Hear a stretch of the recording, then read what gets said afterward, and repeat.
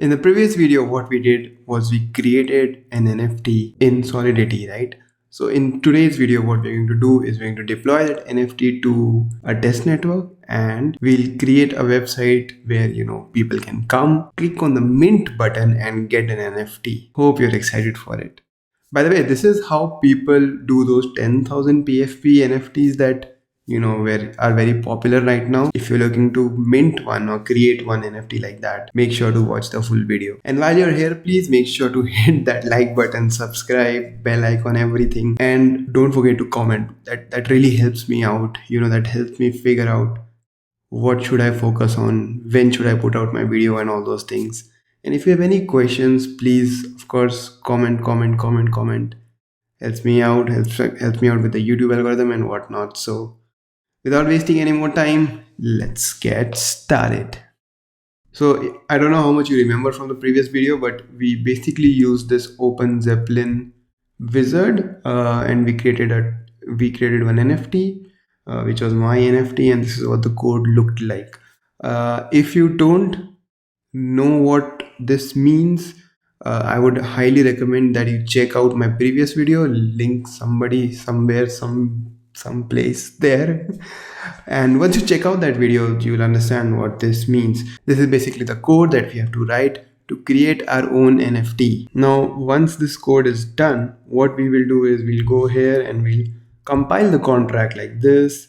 This should take a little while, and after that you should see this message and a tick button here, a check button here, a green success signal which says compilation successful. All right, now that we have done that, we go over here and we click on this little place.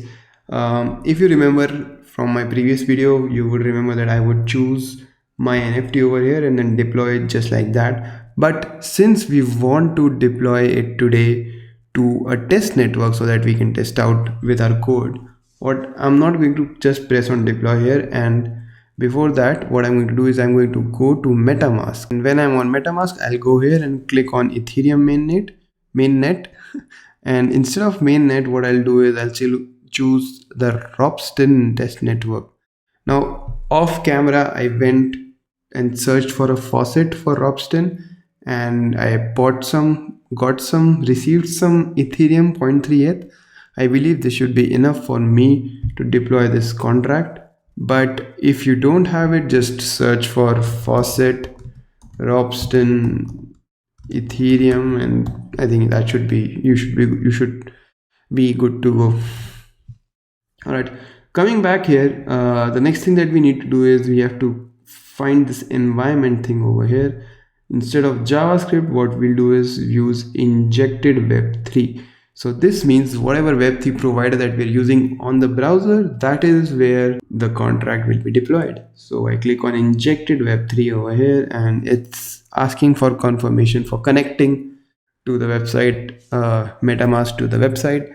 I click on next, I click on connect, and I'm done. Great. So I believe that MetaMask is now connected. Now I can just go ahead and click on deploy. It'll ask for some confirmation and ask me to pay for the gas fees. And this is the gas fees that I have to pay, which is fine.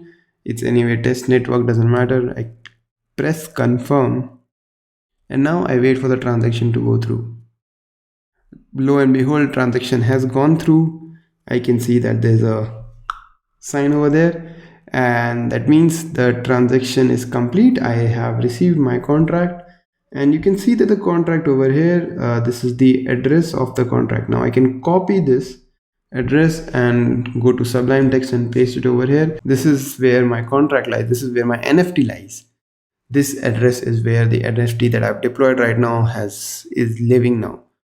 Alright, now if I look at the code, you'll see that there's a safe mint method, okay, which anybody can call, which is a payable method, and we need to send 0.01 Ether to make this work. I've also gone ahead and copied some of my code from my previous videos, through which basically I was connecting MetaMask. I had this method to deploy a smart contract and interacting with the said contract.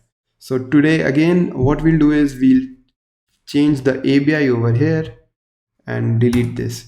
Now if you want to recreate this, it's not that difficult. I already have a video somewhere here, but if you don't have time, what you just need to do is make sure that you include this line. This line basically means importing the Web3 JavaScript library. Once you've imported the Web3 JavaScript library, what you need to do is you need to check if window.ethereum is present. If it is, you make these method calls and instantiate a new Web3 object. All right. And this is with that Web3 object, you ask for the accounts from MetaMask. It returns a list of accounts, whatever you've connected. And then you use the first account, and that is the wallet address. Alright, this is how you connect with MetaMask using Web3. And only this part we need for today. I'll explain the other parts later on, so I'm just gonna delete them for now. I also have some stuff over here which is not required right now, so I'll just comment this for the time being. So this is the only code that is left, the code that I just explained to you, and I'll save this. I'll open the terminal and I'll write python-m simple http server. This starts a small http server on our machine. We go to Firefox, we open, and the page is now visible. Now instead of increase count, what I really want is a mint button. So mint an NFT, and ID will be mint. For some reason I'll remove this current count. All right, now one more thing that is that there is a problem here is the ABI part. I've added some random ABI so that the JavaScript works. I'll save it again. I'll go here and I'll refresh, and when I refresh, you can see that it is now trying to connect with my MetaMask, and voila, once I enter my password, it's connected to my MetaMask. Now there's a mint an NFT button. All right, if I click on it, nothing happens. Now why is that? Of course we know why is that, right? Because we haven't programmed this button to do anything. To make this mint button work, first what we need to do is properly instantiate our contract in Web3. All right, to do that, we need to find our ABI, which I believe is over here. We select our MyNFT contract and then we copy the ABI over here and paste it. All right, it's a huge ABI, but that's fine. And we also create the contract object. We instantiate the contract object with the ABI and address. And after entering the ABI, what I need to do is enter the address over here that I have copied from here, and now I go and refresh the page. Once I've done that, I'll go over here, I'll write await contract, yes, methods, and then total supply, and then call the method. And it returns 0 because the current total supply is 0. Awesome. So we have connected to our NFT contract using JavaScript. Now we need to enable the mint an NFT function. Just to be sure, we can also check other methods that are available, like name, and it returns my NFT. Great. Now we go back to the NFT code and we see what are the methods that are there over there. And then we basically need to call this safe mint method whenever somebody presses on the mint button with the payable amount of whatever is the mint rate, minimum mint rate. All right, so the safe mint amount, the safe mint method basically accepts an address of 2. Now whenever I click this mint an NFT button, I know the ID is mint. So what I'll do is I'll go down and I'll be like document.get element by ID, and here I'll add mint, and then I'll write on click, and then I'll assign a function over here. Just to make sure that this works, we'll call alert right now. We'll refresh, click here, and the alert comes. Great. So the function is working. Now all we have to do is call contract dot methods dot safe mint, I hope I am writing the spelling correct. If not, you can just figure out from here. Just search SafeMint. I think you should see that over there in the ABI, and then just write send, because we are transacting. We'll have to add from, which will be our account, and value that we'll need to add will be a string with 0.01 ether, which is 10 to the power 16 way, 10 to the power 16 way, which means 1 and then 16 zeros.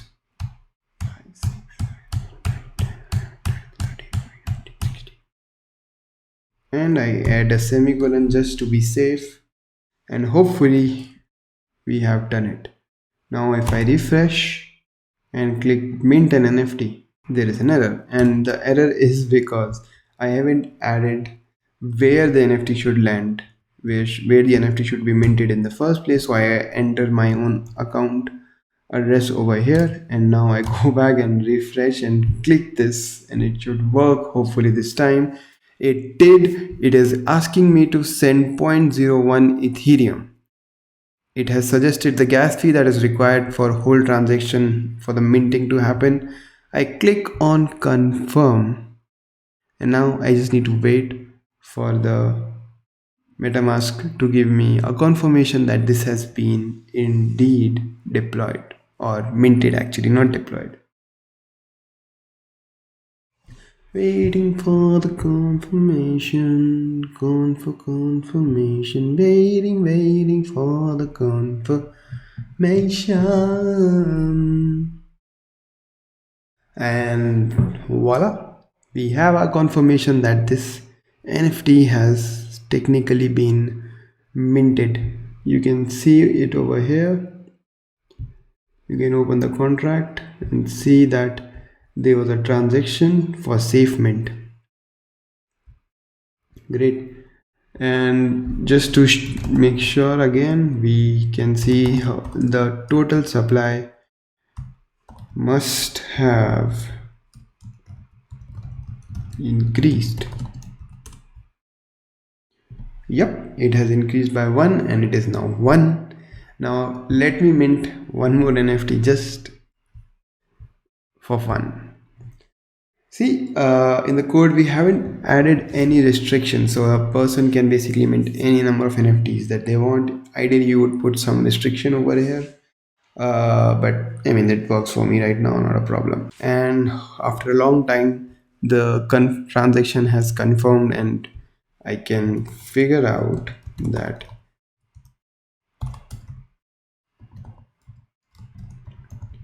total supply should have increased by 1, and now should be 2, and it is 2. Great. One thing that might have been tricky is to figure out this value. The simple way would have been just to call this mint rate function, and it should return the correct amount of value that we need to enter. This function is available because we have this variable as a public variable, the mint rate variable.